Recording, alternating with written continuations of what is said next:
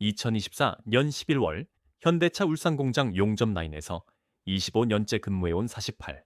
새 김 대리는 금요일 오후 월급 명세서를 받아들고 한동안 말을 잃었다. 숫자가 눈에 들어오지 않았기 때문이다. 다시 확인했을 때 적혀있던 금액은 410만 원. 불과 작년 같은 달 그의 통장에 찍히던 월급은 620만 원이었다. 한 달 만에 210만 원이 사라진 것이다. 야근도 없고 특근도 없어졌다. 김 대리는 순간적으로 계산기를 두드렸다.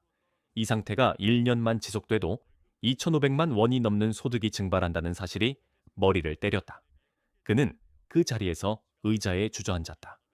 이 월급으로 앞으로 어떻게 살아야 하지? 같은 라인에서 일하던 동료들도 상황은 같았다. 15명 전원이 월급이 200만 원, 많게는 300만 원씩 줄어 있었다. 휴게실에는 불안과 분노가 뒤섞인 말들이 오갔다. 회사가 우리를 버리려는 게 아니냐, 이러다 다 쫓겨나는 것 아니냐는 이야기였다. 하지만 더 이해할 수 없는 사실이 있었다. 생산량은 줄지 않았다. 오히려 늘었다.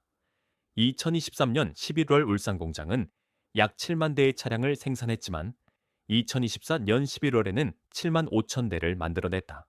사람들은 더 적게 일하는데 공장은 더 많은 차를 찍어내고 있었다. 도대체 이 모순은 어디서 나온 걸까? 답은 이미 현장 한쪽에 서 있었다. 김 대리가 일하는 용접 라인 옆에는 지난해 여름부터 새로 설치된 로봇들이 쉼없이 팔을 움직이고 있었다. 독일산 로봇들은 사람보다 빠르고 정확하게, 그리고 밤낮 없이 일했다. 인간의 노동이 사라진 자리를 로봇이 채우기 시작한 순간 월급은 줄었고 생산은 늘었다. 그날 김 대리가 느낀 충격은 단순한 임금 감소가 아니었다. 날 자신이 서 있던 자리 자체가 사라지고 있다는 사실을 처음으로 실감한 순간이었다. 이들이 흔히 킹산직기라 불리게 된 이유는 단순했다. 돈을 너무 많이 벌었기 때문이다. 킹산직은 현대차 생산직 노동자를 가리키는 별명이었고 그 중에서도 연봉 1억 원을 넘기는 고소득 생산직을 의미했다. 울산 공장을 중심으로 약 5천 명가량이 이 범주에 속했고 이들이 한 해 동안 받는 임금을 모두 합치면 5천억 원에 달했다. 고졸로 입사해 현장에서 일하는 생산직이 대기업 사무직 간부급 연봉을 받는 구조는 세계적으로도 보기 드문 일이었다. 그래서 현대차 생산직은 대한민국에서 가장 안정적이고 가장 강한 일자리의 상징으로 여겨졌다. 이 구조를 떠받치고 있던 핵심은 압도적인 노조의 힘이었다. 현대차 노조는 조합원 수 5만 명, 조직률 93%로 국내 최강의 노동조합으로 불렸다. 2010년부터 2022년까지 무려 12년 연속 파업을 이어갔고 그때마다 회사는 협상 테이블에서 물러섰다. 이유는 명확했다. 파업이 시작되면 하루 수천 대의 생산이 멈췄고 손실액은 하루에 수천억 원씩 불어났다. 이 손실을 감당하느니 차라리 임금을 올려주는 편이 기업 입장에서는 더 합리적인 선택이었다. 그 결과 생산직 임금은 해마다 빠짐없이 상승했고 킹산직이라는 말은 어느새 절대 흔들리지 않는 성처럼 여겨지기 시작했다. 이 시기까지 누구도 이 구조가 무너질 것이라 생각하지 않았다. 그러나 현대차는 이 강력한 노조와 정면으로 충돌하는 선택을 하지 않았다. 대신 훨씬 느리고 조용한 방식으로 판을 바꾸기 시작했다. 2020년 1월 현대차는 독일 지멘스와 스마트 팩토리 구축 계약을 체결했다. 외부에는 대규모 발표도 요란한 홍보도 없었다. 이 단순한 공정 개선 투자처럼 보였지만 이 계약의 핵심은 생산 시스템 자체를 사람 중심에서 기계 중심으로 재설계하는 것이었다. 같은 해 현대차는 일본과 독일의 로봇 업체들과 연이어 계약을 맺었다. 용접, 도장, 조립용 산업용 로봇 300대, 총 계약 금액은 약 900억 원이었다. 이 역시 언론에는 거의 알려지지 않았다. 더 결정적인 움직임은 인재 영입이었다. 2021년 현대차는 미국 테슬라 기가팩토리에서 자동화 시스템을 설계했던 엔지니어 15명을 스카우트했다. 이들에게 제시한 연봉은 3억 원 수준, 계약 기간은 5년이었다. 노조도 현장 노동자들도 이 사실을 알지 못했다. 회사는 자동화라는 단어를 최대한 아꼈고 노조를 자극할 만한 신호를 의도적으로 피했다. 겉으로 보기에 현대차는 여전히 노조와 협상하고 기존 질서를 유지하는 것처럼 보였다. 하지만 내부에서는 명확한 목표가 설정돼 있었다. 공장 자동화율을 기존 50% 수준에서 80% 이상으로 끌어올리는 것. 이 계획이 완성되면 생산량은 유지하거나 늘리면서도 사람에 대한 의존도를 급격히 낮출 수 있었다. 현대차는 싸우지 않고 이기기 위한 준비를 하고 있었고, 그 준비는 누구의 눈에도 띄지 않게, 그러나 치밀하게 진행되고 있었다. 로봇이 현장에 본격적으로 투입되자 논쟁의 여지는 빠르게 사라졌다. 결과가 너무 명확했기 때문이다. 먼저 도장 공정에서 변화가 나타났다. 사람이 스프레이건으로 작업하던 시절 차량 한 대를 도색하는 데 걸리는 시간은 평균 45분이었다. 그러나 로봇이 들어온 이후 이 시간은 28분으로 줄었다. 속도만 빨라진 것이 아니었다. 사람의 손에는 아무리 숙련돼도 미세한 떨림이 남지만 로봇은 흔들림이 없었다. 인 도장 두께와 색상은 완벽하게 균일해졌고 불량률은 눈에 띄게 떨어졌다. 품질 검사에서 문제로 지적되던 영역들이 사라지기 시작했다. 용접 공정에서는 변화가 더 극적이었다. 자동차 차체의 뼈대를 만드는 용접은 그동안 인간 숙련공의 영역으로 여겨져 왔다. 그러나 로봇은 레이저 측정과 실시간 제어를 통해 오차 0.0mm에 가까운 정밀도를 구현했다. 이는 인간이 도달할 수 없는 수준이었다. 같은 품질을 유지하면서도 속도는 더 빨랐고 작업은 24시간 멈추지 않았다. 그 결과 용접 라인에서 필요로 하는 인원은 급격히 줄어들었다. 회사 측은 이를 재배치라고 불렀다. 실제로는 수백 명의 노동자가 다른 부서로 옮겨졌다.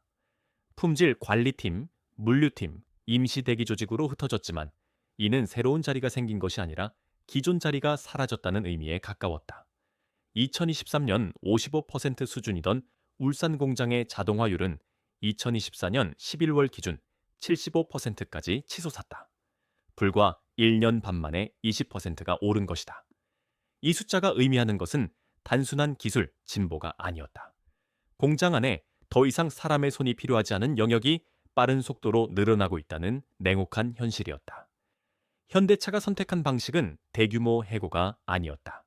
법과 노조의 벽을 정면으로 넘지 않고도 사람을 줄일 수 있는 방법이 있었기 때문이다. 그 해답은 야근과 특근의 제거였다. 과거에는 물량이 늘면 사람이 더 일했다. 그러나 로봇이 24시간 돌아가기 시작하면서 상황은 완전히 달라졌다. 생산량은 유지되거나 오히려 늘었지만 사람에게 맡길 추가 작업은 사라졌다. 더 이상 일을 더해서 벌 수 있는 시간이 존재하지 않게 된 것이다. 그 결과는 숫자로 즉각 나타났다. 한 명의 생산직 노동자가 1년에 잃는 소득은 평균 2,700만 원에 달했다. 야근과 특근 수당이 사라지면서 연봉 1억 2천만 원을 받던 노동자의 실수령액은 약 9,300만 원 수준으로 떨어졌다. 문제는 이것이 일부의 이야기가 아니라는 점이었다. 울산 공장 생산직 3만 명 중 약 2만 명이 같은 변화를 겪었다. 개인에게는 생활의 붕괴였지만 회사 입장에서는 막대한 비용 절감이었다. 전체적으로 줄어든 임금 총액은 연간 약 4천억 원에 달했다. 현대차가 로봇 도입에 투자한 금액은 약 1,200억 원이었다. 계산은 냉정했다.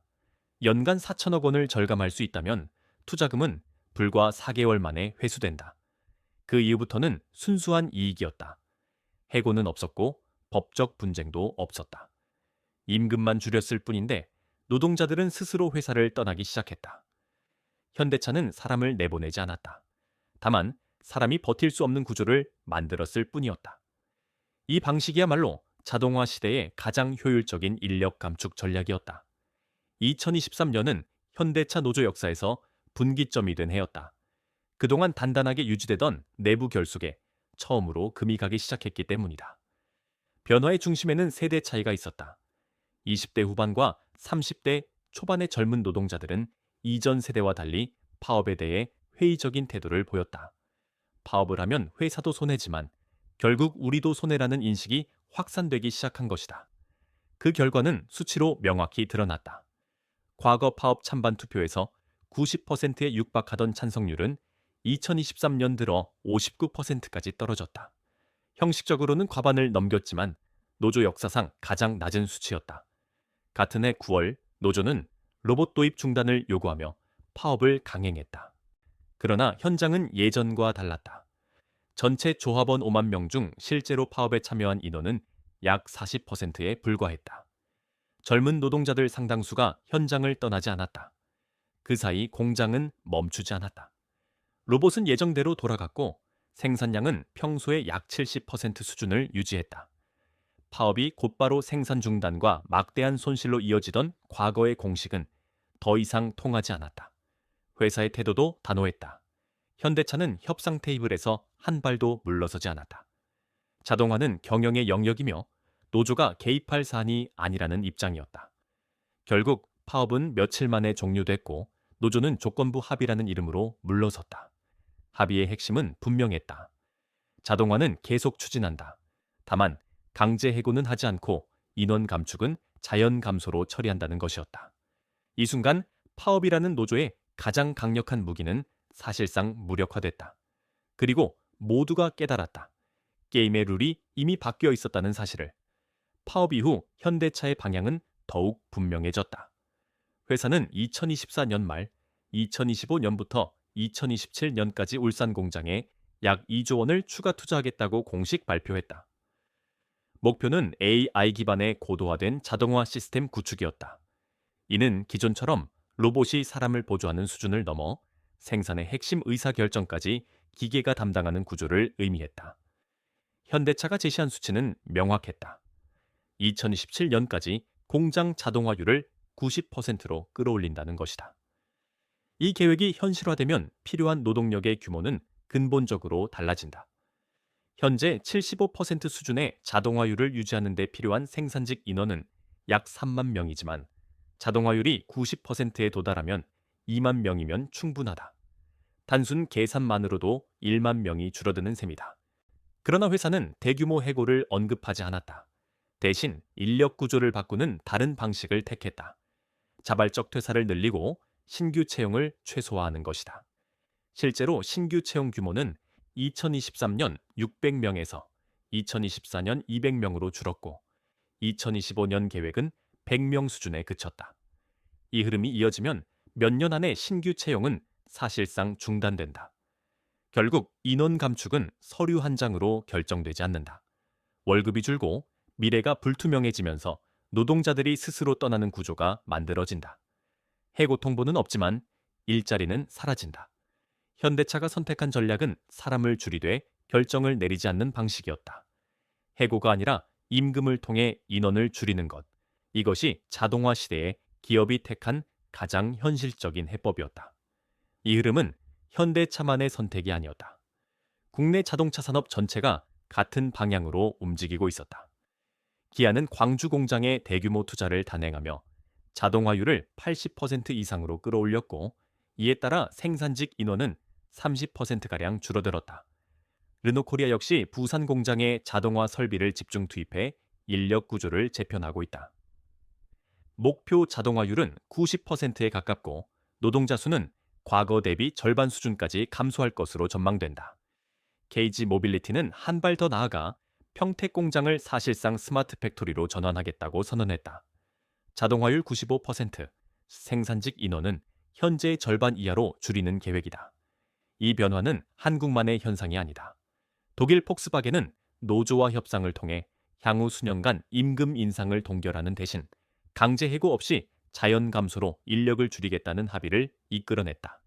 일본 도요타는 이미 오래전부터 자동화를 핵심 전략으로 삼아 공장 자동화율을 95% 수준까지 끌어올렸다. 미국 테슬라는 출발부터 사람을 최소화하는 공정 설계를 택했다. 기가팩토리에서는 대부분의 공정이 로봇과 시스템에 의해 운영되며 사람의 손이 개입하는 영역은 극히 제한적이다. 전 세계 자동차 산업은 예외 없이 같은 결론에 도달하고 있었다. 더 적은 사람으로 더 많은 차를 만드는 구조. 이것이 새로운 표준이 되고 있었다. 이제 질문은 하나로 모인다. 노동자들에게 남은 선택지는 무엇인가? 현실은 냉정하다. 선택지는 세 가지뿐이지만 어느 것도 쉽지 않다. 첫 번째는 로봇과 AI 관련 기술을 배우는 것이다. 로봇을 관리하고 시스템을 운영하며 자동화 설비를 다루는 기술직으로 전환하는 길이다. 이론적으로는 가장 바람직한 선택처럼 보이지만 현실에서는 한계가 분명하다. 컴퓨터와 코딩에 익숙한 30대 이에게는 가능성이 열려 있지만 40대 후반과 50대 노동자에게는 높은 벽이다. 수십 년간 현장에서 몸으로 일해 온 사람들에게 갑작스러운 기술 전환은 버거운 도전이다. 두 번째 선택지는 임금을 포기하고 고용을 유지하는 것이다. 자동화 속도를 늦추는 대신 월급을 낮추는 방식이다. 그러나 연봉 1억 원이 7천만 원, 6천만 원으로 줄어드는 순간 생활은 급격히 무너진다. 주거비와 대출, 자녀 교육비를 감당하기 어려워지면 결국 버티기 힘들다. 세 번째는 아예 산업을 떠나는 선택이다. 하지만 50세 전후의 생산직 노동자가 갈 수 있는 곳은 많지 않다. 중소기업으로 옮기면 임금은 절반 가까이 줄어들고 자영업은 이미 경쟁이 포화 상태다. 결국 대부분의 노동자에게 남는 길은 하나뿐이다. 스스로 변화에 적응하든지 아니면 조용히 현장에서 밀려나는 것이다. 자동화 시대에서 선택하지 않는다는 것은 선택당하는 것을 의미한다. 이제 분명해진 사실이 있다. 연봉 1억 원을 받는 킹산직계 시대는 끝났다는 것이다. 로봇은 단순히 사람의 일을 대신한 것이 아니라 파업이라는 무기를 무력화시켰고 그 결과 공단의 힘 자체를 근본에서 흔들어 놓았다. 생산이 멈추지 않는 한 협상의 전제는 성립하지 않는다. 로봇은 쉬지 않고 일하고 요구하지 않으며 파업하지 않는다. 이 변화 앞에서 노동의 가치와 힘은 이전과 전혀 다른 기준으로 재편되고 있다. 이 이야기를 현대차만의 특수한 사례로 치부하는 순간 더 큰 현실을 놓치게 된다. 울산 공장에서 벌어진 일은 대한민국 제조업 전반의 예고편에 가깝다. 자동차, 조선, 철강, 화학, 물류를 거쳐 앞으로 10년 안에 수백만 명의 생산직 노동자들이 비슷한 선택의 갈림길에 서게 될 것이다. 어떤 이는 변화에 적응하겠지만 많은 이들은 준비되지 않은 채 현장에서 밀려날 가능성이 높다. 중요한 점은 이 흐름이 이미 시작됐다는 사실이다. 그리고 한 번 시작된 자동화의 방향은 되돌릴 수 없다. 기술은 멈추지 않고 기업은 경쟁을 포기하지 않는다. 변화는 점진적으로 그러나 확실하게 진행된다. 오늘은 월급이 줄고 내일은 일이 줄며 어느 순간 자리가 사라진다. 질문은 더 이상 이 변화가 옳은가가 아니다. 우리는 이 변화 앞에서 무엇을 준비하고 있는가? 선택의 시간이 아직 남아있을 때 그 사실을 직시해야 한다. 연봉 1억 킹산직이 사라졌다는 표현은 자극적으로 들리지만 본질을 정확히 찌르고 있다. 다만 사라진 것은 고임금 생산직 그 자체가 아니라 그것을 가능하게 만들었던 시대의 조건다. 많은 사람들이 이를 현대차의 선택 혹은 노조의 패배로 해석하지만 나는 이 현상을 훨씬 더 구조적인 문제로 본다. 이것은 특정 기업이나 조직의 문제가 아니라 노동이 생산수단에서 비용으로 전환되는 역사적 국면이 도래했음을 알리는 신호다. 과거 현대차 생산직이 강력할 수 있었던 이유는 명확했다. 사람이 멈추면 공장이 멈췄고 공장이 멈추면 회사는 하루 수천억 원의 손실을 감수해야 했다. 이 구조에서는 노조의 협상력이 절대적이었다. 연봉 1억이라는 임금은 과도한 특혜라기보다 그 협상력이 만들어낸 결과였다. 그러나 로봇과 자동화가 생산의 중심으로 올라선 순간 이 전제는 무너졌다. 이제 사람이 멈춰도 공장은 완전히 멈추지 않는다. 생산이 유지되는 한 파업은 더 이상 결정적인 압박 수단이 될 수어는 없다. 노조 붕괴 신호의 본질은 배신이나 무능이 아니라 협상력의 물리적 기반이 사라졌다는 사실이다. 현대차의 대응은 냉정했고 동시에 합리적이었다. 대규모 해고라는 극단적 선택 대신 야근과 특근을 없애고 신규 채용을 줄였다. 겉으로는 아무도 해고되지 않았지만 실질적으로는 인원이 줄어드는 구조를 만들었다. 이는 법적으로도 경영적으로도 가장 효율적인 방식이다. 문제는 이 전략이 너무 효과적이라는 데 있다. 노동자는 선택받지 못해 나가는 것이 아니라 스스로 버티지 못해 떠난다. 책임의 주체가 사라지는 구조다. 그렇다면 해법은 무엇일까? 단순히 기술을 배워라, 적응하라는 말은 현실을 외면한 조언에 가깝다. 20대부터 30대에게는 가능할지 몰라도 40대부터 50대 생산직 노동자에게 이는 매우 가혹한 요구다. 따라서 해법은 개인의 각성만으로는 충분하지 않다. 나는 세 가지 방향의 해법이 동시에 논의돼야 한다고 본다. 첫째, 노동의 역할 재정이다. 더 이상 손으로 만드는 노동만을 기준으로 임금을 설계하는 시대는 끝났다. 현장 경험을 가진 노동자들이 공정관리, 안전감독, 품질 판단, 로봇 운영 감시 같은 영역으로 이동할 수 있도록 직무 구조 자체를 재설계해야 한다. 단순 재교육이 아니라 일의 정의를 바꾸는 작업이 필요하다. 둘째, 기업의 책임 분담이다. 자동화로 얻는 이익은 분명 기업에 귀속된다. 그렇다면 그 이익의 일부는 노동 전환 비용으로 환원돼야 한다. 재교육 기간 동안의 소득 보전, 중장년층을 위한 완충 직무 제공, 단계적 임금 조정 같은 장치가 없다면 자동화는 사회적 저항을 피할 수 없다. 이는 도덕의 문제가 아니라 장기적인 산업 안정성의 문제다. 셋째, 노조의 전략 전환이다. 싸워서 막는 노조에서 전환을 관리하는 노조로 바뀌지 않으면 존립 자체가 위태로워진다. 자동화를 중단시키는 것은 불가능하지만 그 속도와 방식, 그리고 노동자가 떠나는 조건을 협상하는 것은 여전히 가능하다.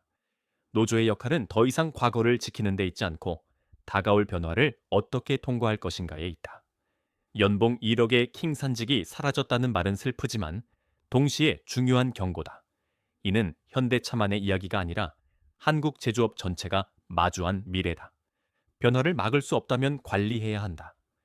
아무 준비 없이 흘러가게 두는 순간 붕괴는 더 빠르고 더 잔인해질 것이다. 지금 필요한 것은 분노가 아니라 구조를 직시하는 용기다. 그리고 그 용기 위에서만 다음 시대의 노동은 다시 설 자리를 찾을 수 있다.